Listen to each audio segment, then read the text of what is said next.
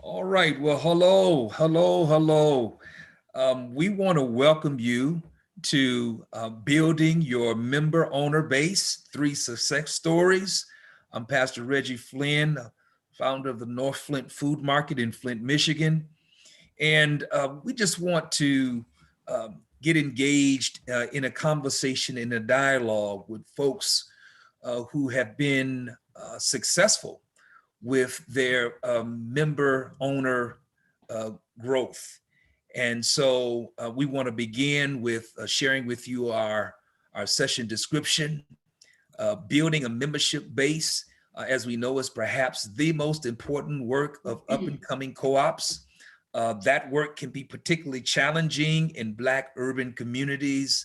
And so this session, which I have the honor of facilitating or moderating, will highlight, again, successful base building strategies used by a few co-ops.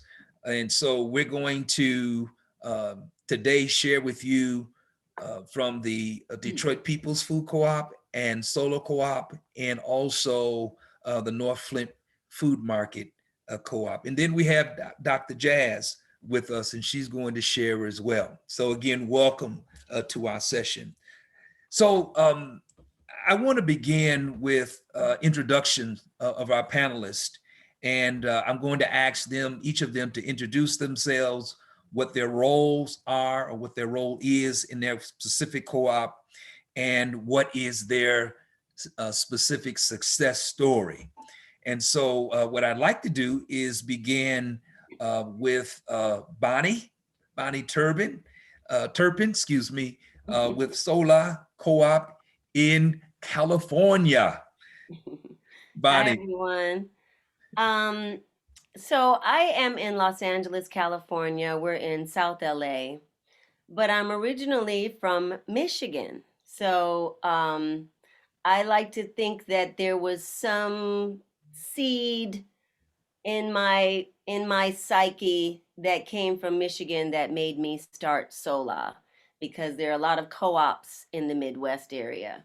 But I basically came to California because I'm an actress. And I came here to pursue that. And after living in Hollywood for about 16 years, I purchased a home in South LA. And South LA is a mostly black and brown community that is currently gentrifying. And I purchased a home here because it was one of the places I could afford and I liked the community. So I get here and then I realize that I have to go back to my old neighborhood to get groceries. So currently in South LA, in the Lamert Park area, we have a dearth of not only health food stores, but of conventional grocery stores. We don't have a health food store, a major health food store. We have, we've had several stores close in the 10 years that I've been living in this neighborhood. The Ralph's, which is a Kroger store closest to me, closed first, and then the one on Crenshaw closed. And just recently, they announced the closure of a third Ralph's, which is at Slauson and Crenshaw. And all of these are within the Sola target area. They were all within my neighborhood. So, a relative who was at the time working for the county supervisor told me I should start a grocery store. I should open a grocery store. That should be my business. And I was like, you got to be crazy. I have no interest in opening a grocery store. I'm an actress. And but I went away from that conversation and at some point a light bulb went off and it said, what if the community owned the store? What if you were not the sole owner of the store? And I began to research co-ops and how to start a co-op. And what I found was that there was a lot of information online. In fact, there was an organization called the California Center for Cooperative Development. And this organization holds an annual conference. And so that year I decided to go, and it was 2011. And I went off to the co-op conference. Now, my whole life, I've decided to become an actress at 9 years old. I never studied anything else. I mean, I was direct on my path to being an actress. So I didn't have a lot of business skills or any of that other kind of stuff. But I just went there, wide-eyed and bushy-tailed, and I was floored. I was so inspired that I came back and I just started putting together a list of people that I knew in my neighborhood who I thought would like a health food store. And when I had about 30 people on the list, I called the first meeting. And that was how Sola was born. Great, great. Thank you for sharing. So tell us, Bonnie, how were you able to be successful in growing your membership? And how many do you have, and how successful have you been? Well, one note that we were given early on was that we should not incorporate right away because once you've incorporated, you incur taxes. So unless you're ready to start paying that $800 a year, maybe you should start organizing first. So that's what we did. And when I say we, I want to let you know that immediately upon my taking action, people who knew how to do all the things that I didn't know how to do appeared. So I knew I was on the right track. So so we didn't incorporate until 2014. And that was when we started selling memberships. And up until that time, what we would do is hold informational meetings. We held a number of festivals and gatherings and things like that, where we were able to talk to people about a co-op, tell them what it is. Um, I'm not sure when we did our first educational event, but that is something that we have done along the way as well. And we'll talk about that a little bit later because it's necessary in our community because not everybody knows about co-ops. So we incorporated in 2014. We began selling the memberships. I was shocked that they didn't sell really fast. I, I was like, wow, why do we only have this many still? Well, right now we're at 551. And, we learned some things along the way on how to get people to join. And we'll talk about that soon. Great, thank you.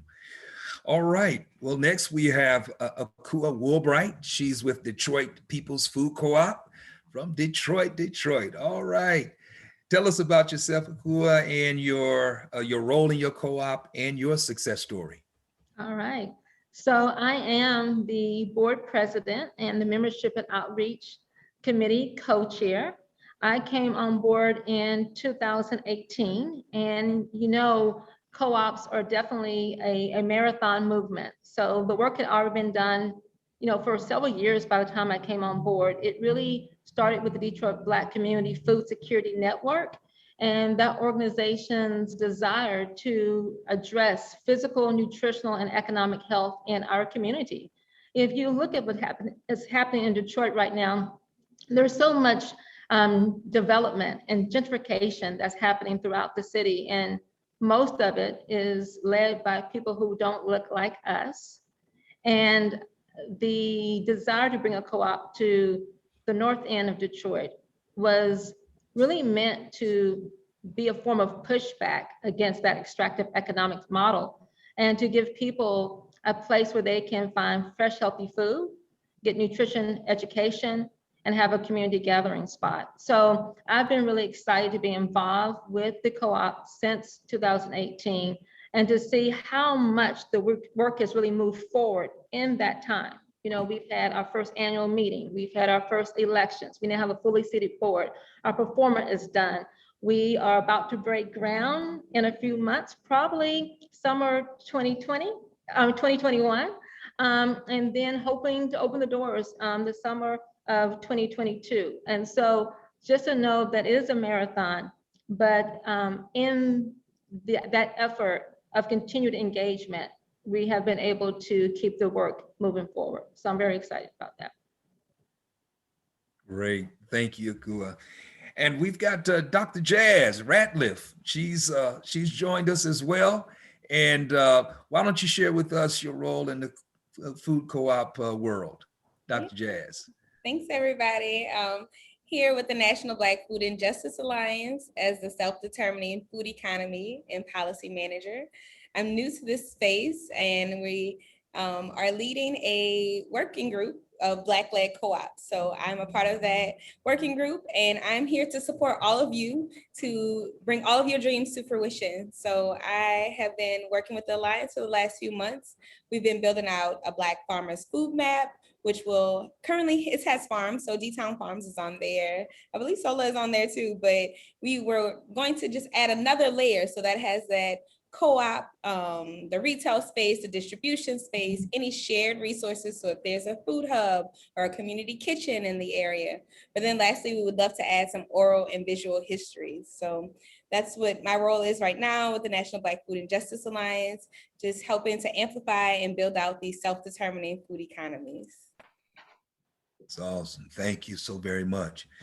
And let me just share with you all briefly the story of North Flint Food Market. And it actually, we North Flint Food Market came about and was a direct response to the Flint water crisis. I knew nothing about a food co-op at the time. All I knew was that on the north side of Flint, which is predominantly Black and low income, and is directly across the street from the school in which I founded, was the Kroger's that closed its doors shortly after the water crisis. And then when they closed their doors, about a mile down the road in the same corridor, Myers closed their doors. So we had two major grocery store chains to close in the same corridor. And and that really led to a community organizing meeting in which an idea of the food co-op came not from me, but from someone who said, we need to start our own store. And that kind of brainstorming led to the idea of researching and finding out what is a food co-op, how does it operate, how is it structured, how does it function, how is the community involved.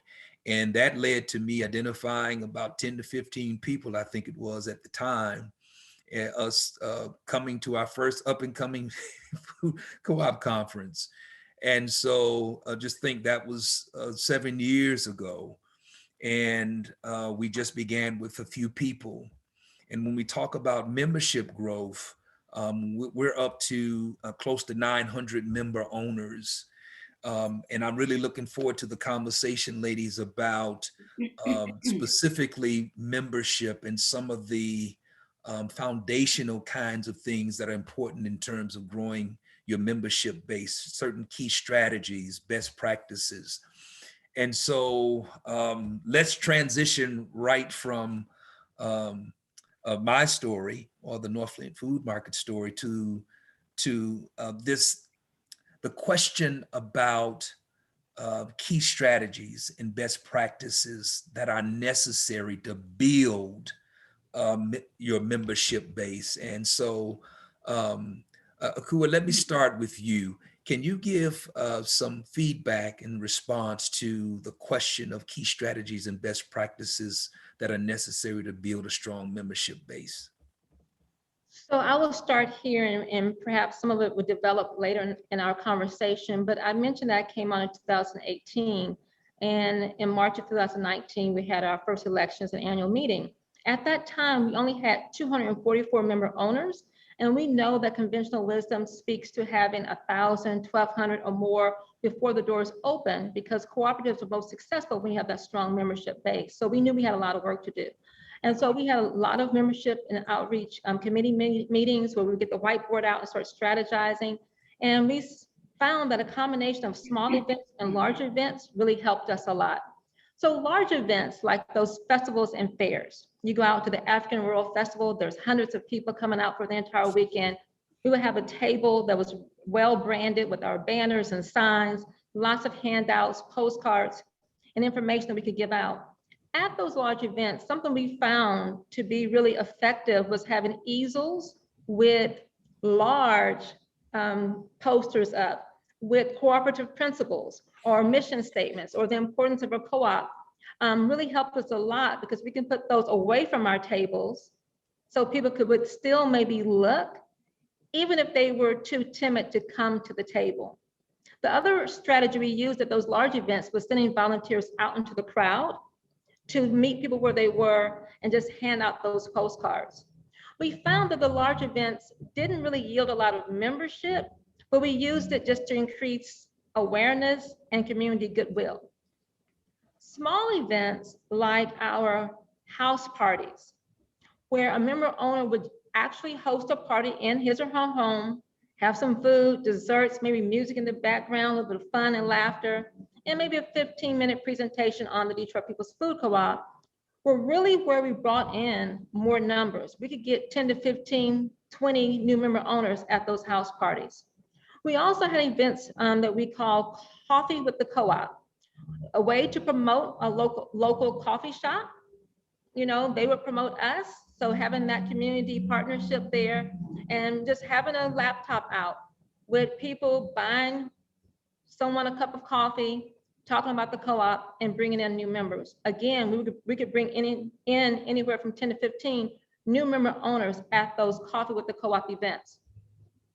In addition to those small and large group meetings or events, we will also work with local organizations like the Detroit Public Library, an independently owned movie theater, to just hold our postcards and give them out. And of course, parties, game nights, movie nights with community partners to help raise awareness and bring in new member owners. So a lot of events were part of our strategy. And then later on, when we talk about other aspects of developing membership, I will continue and give you more, but I'll stop there and say that we have gone from 244 member owners to almost 500 pre-COVID. And now we have about 1,200 member owners. We saw a big influx during COVID as people wanted to respond to having more control of our food, because COVID really put some pressures on the food system and people were more aware that those pressures could really cause problems. But also we had the murder of George Floyd, Breonna Taylor, and others that really brought attention to Black-led organizations. So I will stop here and just enjoy the rest of the conversation because I'm learning a lot too. Thank you. Thank you. So Bonnie, can you also share with us some of the key strategies and best practices that you've implemented to build strong membership base? Sure. So Akua touched on this. She found that the big events did not garner that many new members. We learned that the hard way. Yeah. And you will find as you attend these conferences that that is something that is said. But we started out before we incorporated doing we did 2 huge festivals. And we weren't selling the memberships yet. But the second one we thought of as the launch of our membership sales. But what in fact, and we did sell a couple at it, but it was a good thing that we didn't sell too many because we later found out that our lawyer had not done what she was supposed to do and we weren't incorporated. So, but big festivals are great for celebrating and, maybe letting the community know you're there, but it's hard to get people to really sign on the bottom line at these big events.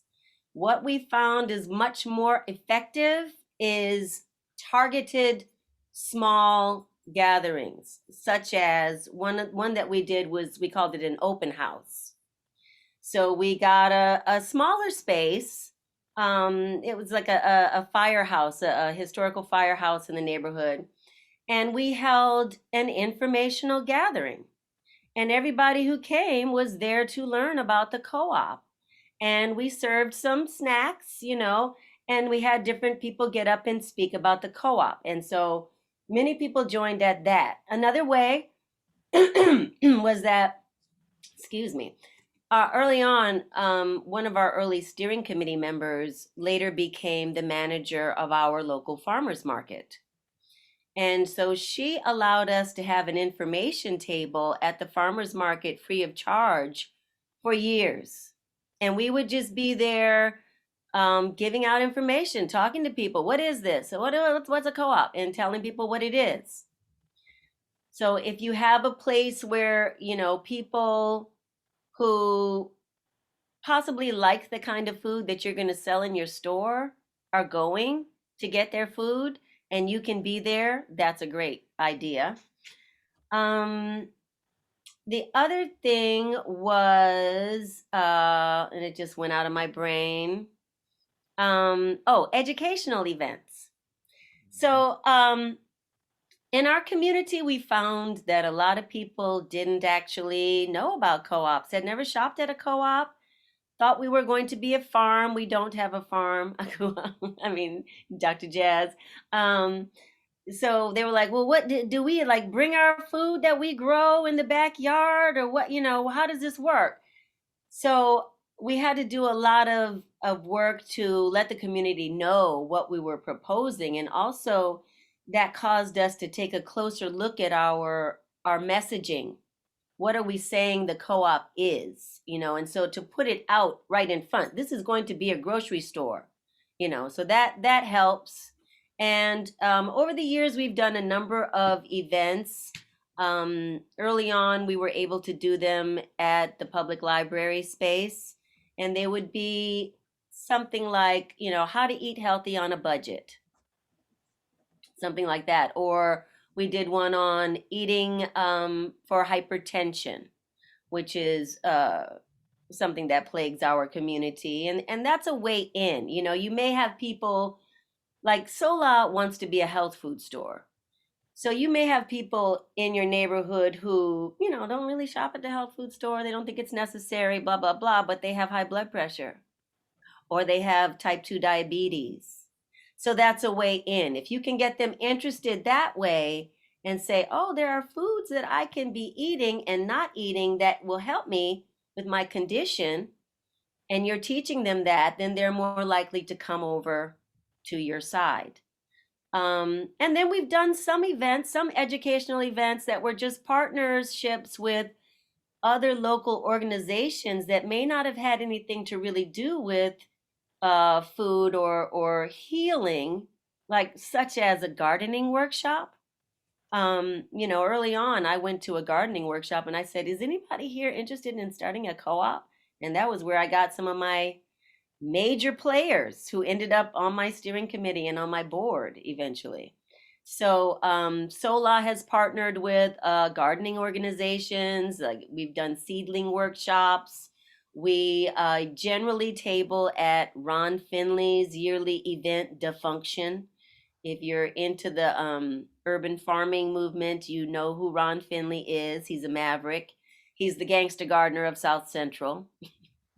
So, what else? So eventually, we decided to start selling something because we wanted to have something tangible to offer at the farmers market other than just information. So we decided to begin sales of bulk organic grains and beans because they don't require refrigeration, we can store them, and so on. So we started selling those at the farmers market, and that allowed us to do even more. Like sometimes we'll do a food demo with that, and people are always interested when they get something to eat. So if you've got something tasty to hand out and you say, yeah, this came from Sola Food Co-op and this is what we're trying to do. It's just an entree into, talking to your community. The other thing is that I, pretty much committed to attending at least one yearly conference. And that's where I learned a lot of the marketing strategies that other co-ops were using. And someone mentioned, Akua mentioned coffee with the co-op. We've done some coffee with the co-ops. Ours weren't as successful as in generating membership. We had a lot of existing members show up and just, it was a nice, lively conversation. And that's important too, engaging the members that you have. But one of the ways that we've gotten a lot of members is by doing an online marketing campaign. So a membership drive that is social media driven. So we generally do them now twice a year, and we do it in June and October. And generally, you have a goal for the month. So 30 and 30 is an easy way to do it. 30 members in 30 days.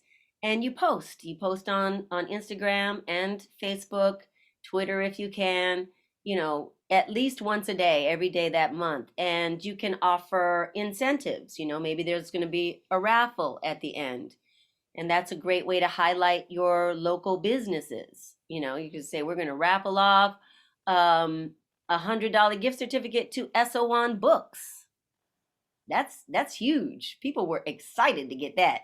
And you know, or local restaurants, you know, dinner for two, or coffee, or you know, different gift cards you can get from local businesses and things like that. Or you might get services. You might have board members who can offer a cooking class or an acupuncture session or something. You know, whatever you've got in your wheelhouse can be offered as an incentive.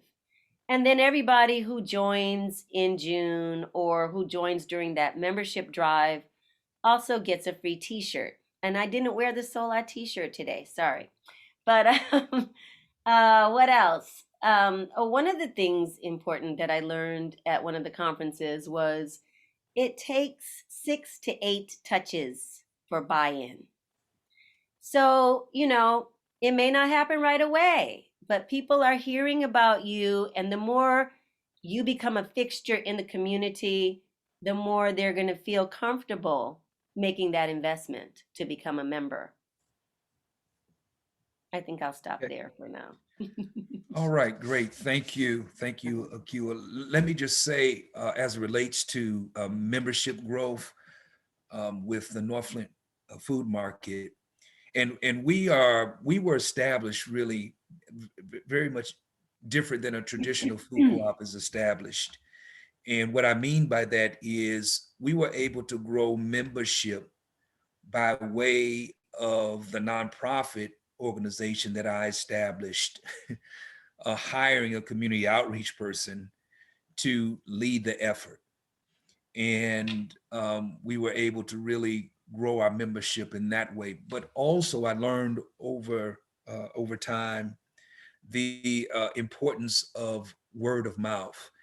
It doesn't hurt also that I'm what they call a moderator over about 35 churches in the city of Flint. And so that does work to my advantage. So I'm equivalent to a bishop overseeing 35 churches. And I told him I want membership in this food co-op. So word of mouth through, and I think sometimes really one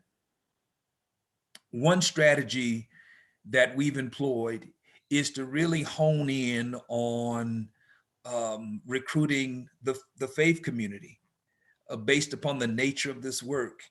And so I've crossed denominational affiliations, racial designations, and to really hone in on the faith community. And so we've been able to grow membership as a result of targeting faith community leaders, and not just asking them to become a food co-op member, but encouraging their members and their family and their friends to become members. And so we've seen we've had tremendous success in that regard.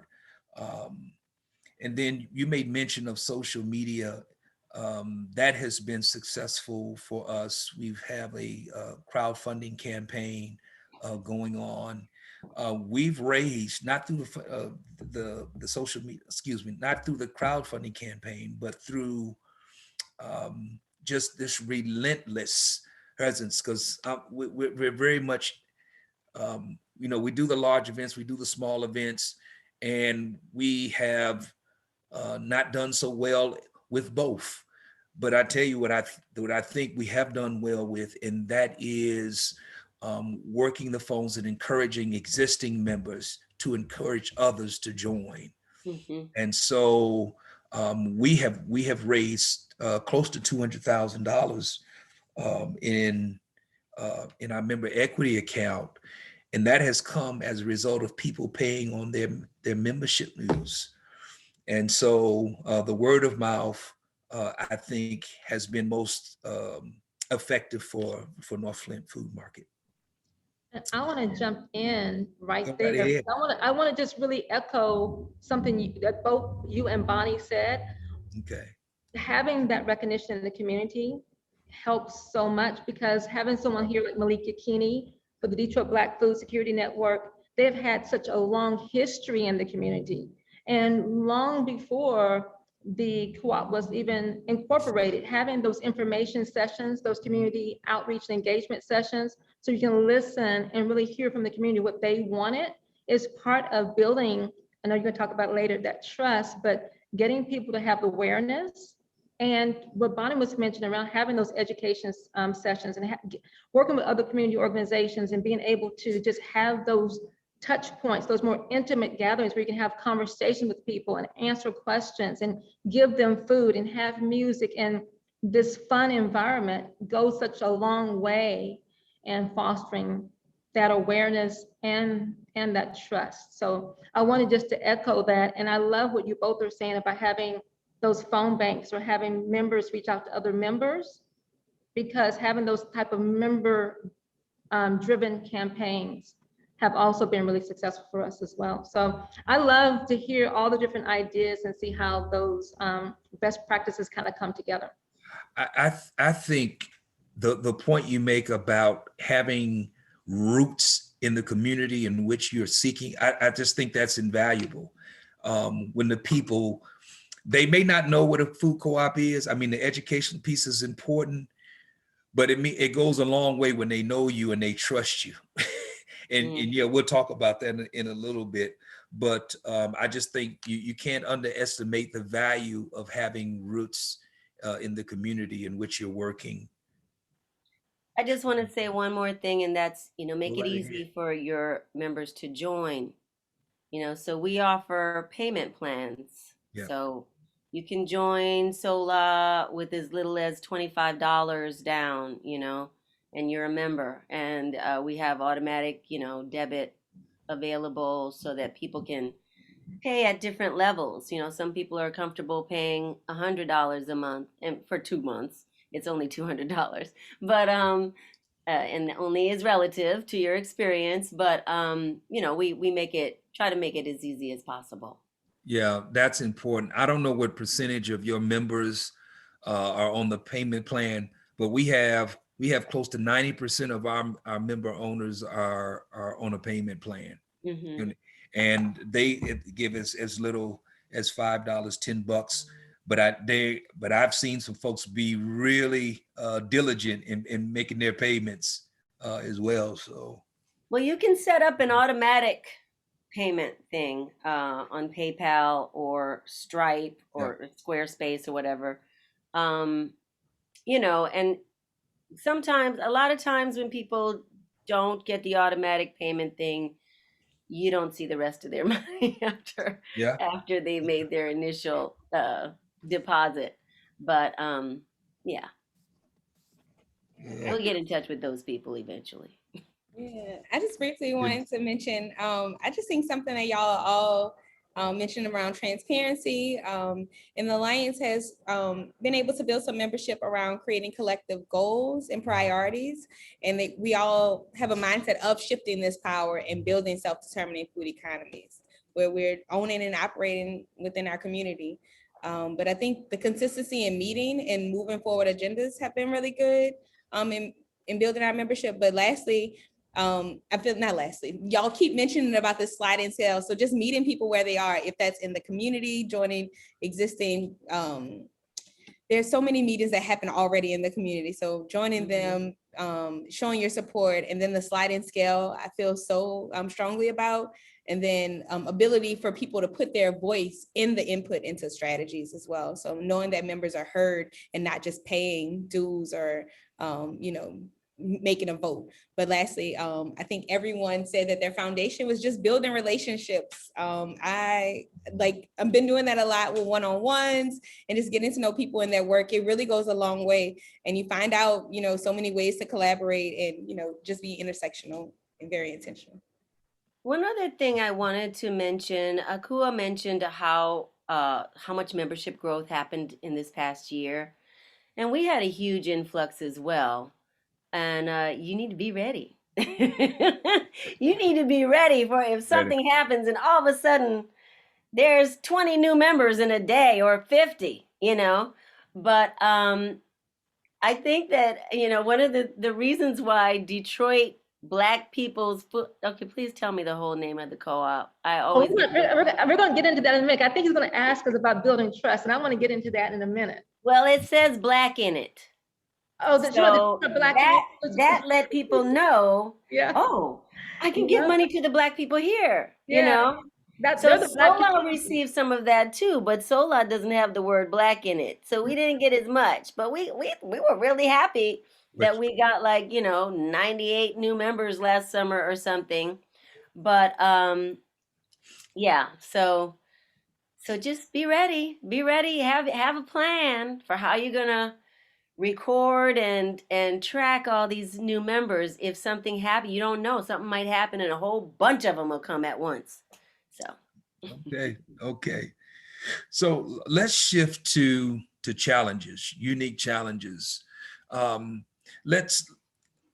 What are some unique challenges associated with building membership in the Black community, rural or urban? And I think all three of us here are urban, are operating in urban settings.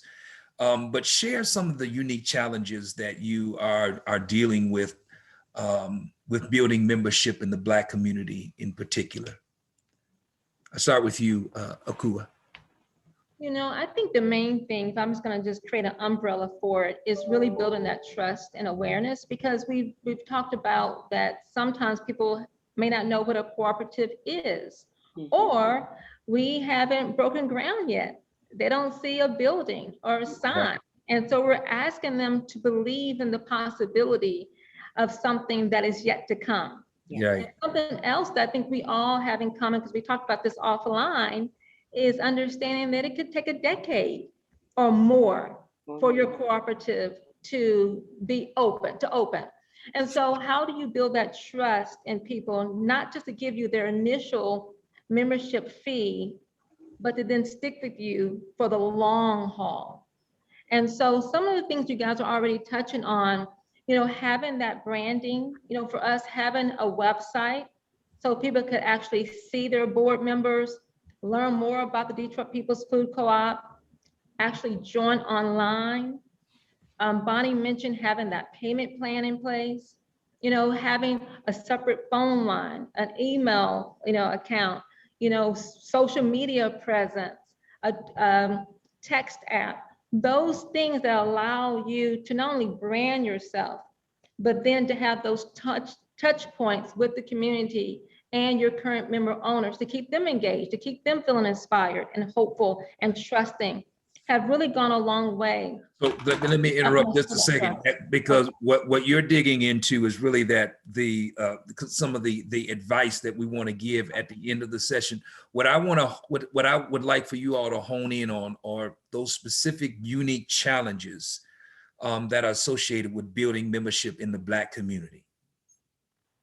Has anybody had any unique challenges? Well, we've touched, excuse me, we've touched on some of them, and it is not unfamiliarity with co-ops. And when I say that, I'm also saying that a lot of us don't know that this is part of our history. This is something that we've done for survival since slavery ended. So we've gotten separated from that, and we've gotten separated from each other. We've gotten into this sort of, it's all about me and I got to get my Gucci mentality, that we're distrustful of each other. We're not willing to help each other and build together. And that's what we've got to heal. Let me just add to that one of the challenges that we're facing in Flint with our co-op and building membership is the idea that once they learn about what a food co-op is, and then there's the possibility of there being dividend sharing, Mhm. that it becomes more of a what's in it for me, as opposed what's in it for the broader, larger community, access to healthy food, creation of jobs.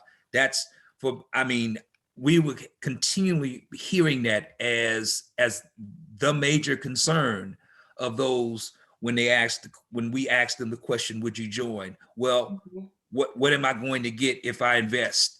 So is that not been a challenge for you all, Akula? Have you Oh, faced that in Detroit?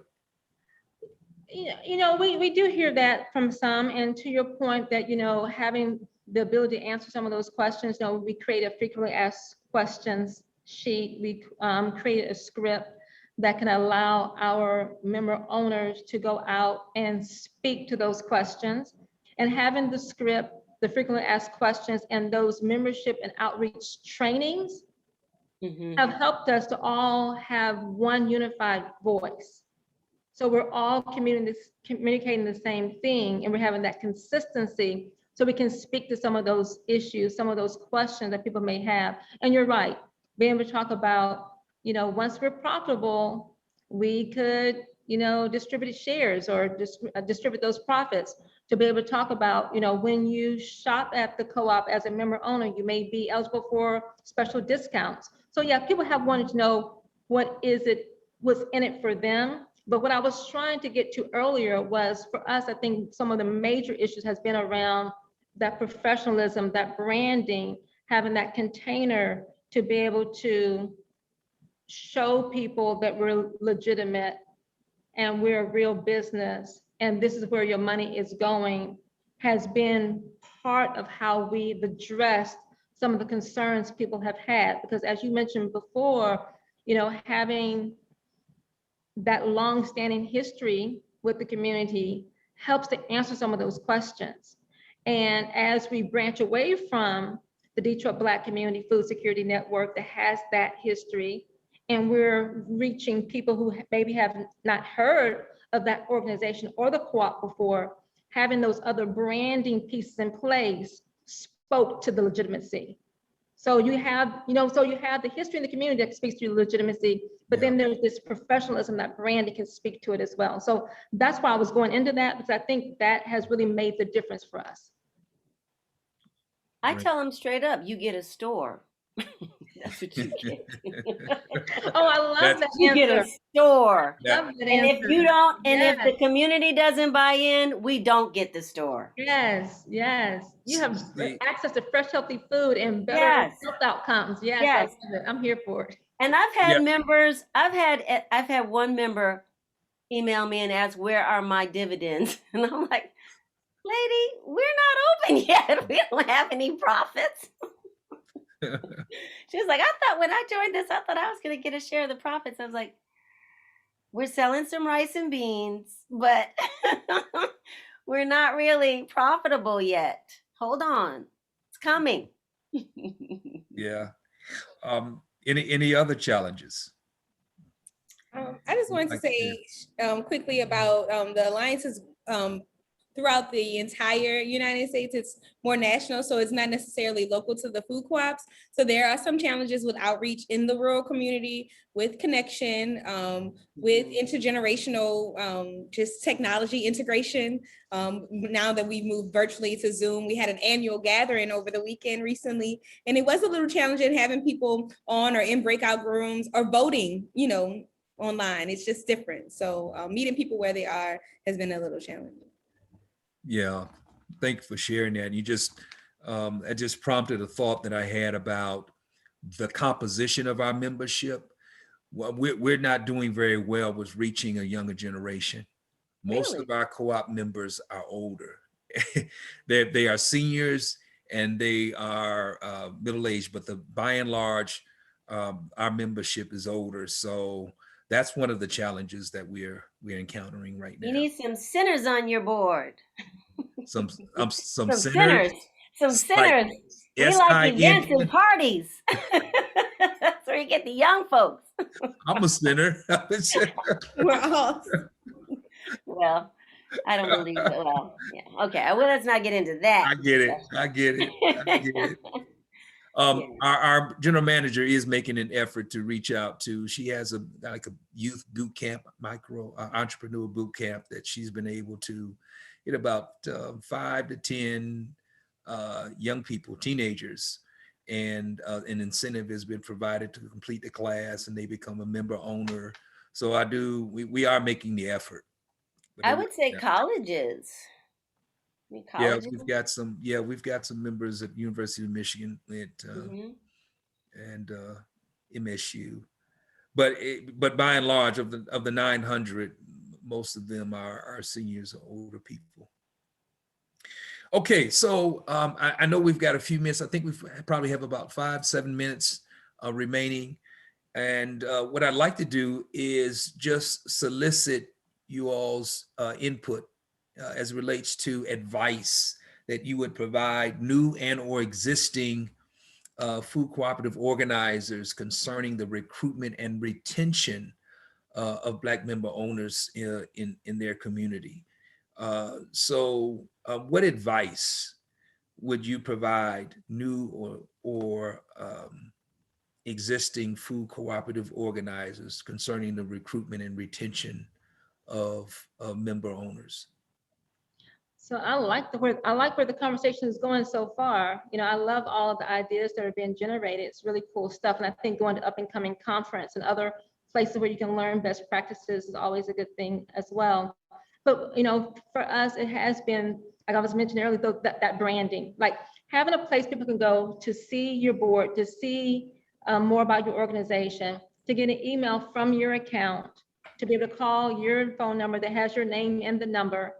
You know, that has really gone a long way to kind of solidify us, right? And so when we're going out to communities, to organizations that have never heard of us before, to be able to send them to those places goes a long way.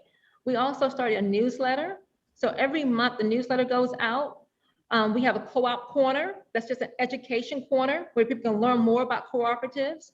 But you get your finance committee updates, your membership and outreach committee update, your operations committee update, you know, projected opening dates, fund going in and out. Like it's a full transparent communication about where your co-op is month to month. That has helped us a lot. You know, and as we've mentioned, those education opportunities, those community events. You know, we do some drive-by the site events where people can drive by the future home, see where the co-op will be. Here it is at this corner. We have our signs, banners out. We go out and do trash pickup days. You know, these are ways we also keep our membership inspired and hopeful and excited about this long journey that we've been on. You know, they can honk their horn, get some literature. You know, so we had a fall festival where we have like a huge party, indoor, outdoor, live music, tables out with cooking demonstrations, another table out with sample products and nutrition facts, because nutrition education is a big part of this. Like Bonnie mentioned, how did this contribute to your own individual health and well-being, your own longevity? How did this help you prevent and reverse disease? And then you go inside for a bigger party and more food and dessert, and just creating those opportunities for community. Because we can get so bogged down to the work and the heavy lifting that we forget to celebrate and just to connect with one another. So those are some of the things that we have found to help recruit and to stay in touch with our current member owner base. Great, thank you. Those drive-by events are good because we've done a couple of those this past year when we couldn't do like gatherings, and we were like, you know, we're giving out yard signs, and people see somebody getting a sign and they want a sign, they don't even know what it is. People like coming up to get a sign who this is their first time hearing about the co-op. And I think we had a couple people join that day who just walked up, they saw us out there. We all had masks on, we had the signs sticking all around the area, and they wanted to know what's going on. You know, what's going on? What is this? But I think we've laid out a lot of advice. What else? I don't know what else I could tell you other than, find out where the people who you think are going to shop at your store are and meet them there, like at the farmers market. Are they are they participating in like here there's a local runners club that meets every weekend. All of them are solo members, you know. So it was a board member who started that. So things like that. Areas where people go to work out. If there's an outdoor park, like here we have one that has different exercise machines as you go around the park, and a lot of people go there. That's a place where you can find people who are interested in, having a healthy living lifestyle. So that's my 2 cents. That's great. Thank you.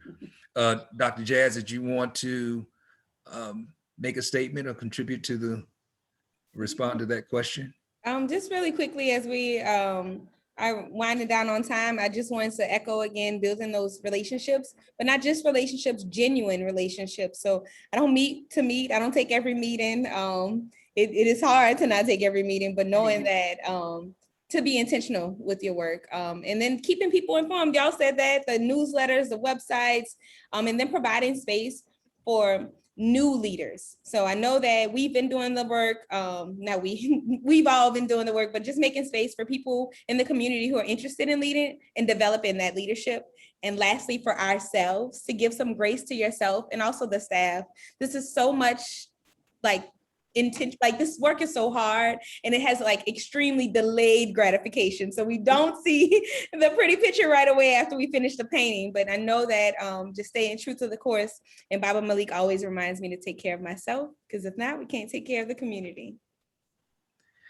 Yeah, and I'll just say that because most of what you all has described as some really good strategies and shared with us, we have done the same thing and has had success.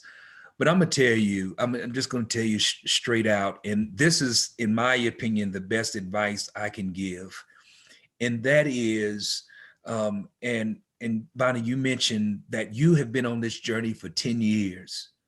For us, it's been 7 years. And I'm going to tell you, this has been a tremendous challenge, a journey that I didn't anticipate going on. And I've had moments where I've just simply wanted to quit.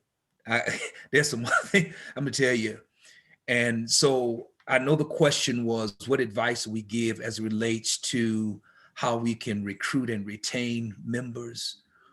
But and you touched upon this, Dr. Jazz. I think it's really important that the persons who are doing the work, the self-care is so absolutely critical, because when we are so engulfed in this work of establishing a co-op in areas that historically have not seen co-ops, co-op has not existed, it takes a great deal of work. The financing can be stressful. The access to capital, stressful. So my advice is to remain diligent, resilient, persistent. I remember talking to the US Senator and told her and challenged her about all of what she was saying on television and in media about access to healthy food in communities.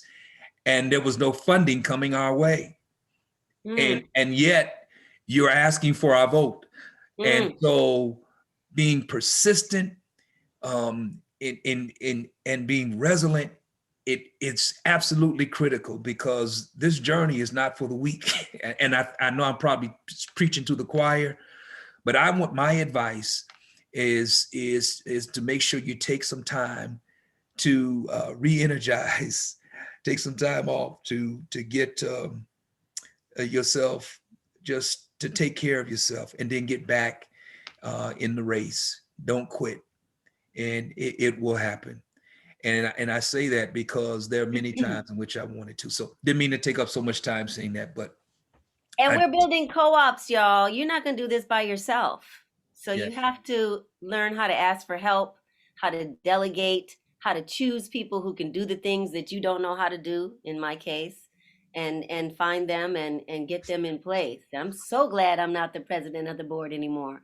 You know, I used to lay awake at night like, I got to get Sola go. I got to get, I got to do it. I got to lead. I got to take it. I got to carry this, but I don't anymore because I got a great board. Beautiful. it's great to have a great board. Yeah. Yes, All yes. right, Dr. Jazz, I think we're done. All right, we're gonna sign off. Thank y'all so much for listening and sharing. This has been the success stories, building your own membership and owner base. Do Thank it. you, guys. All right.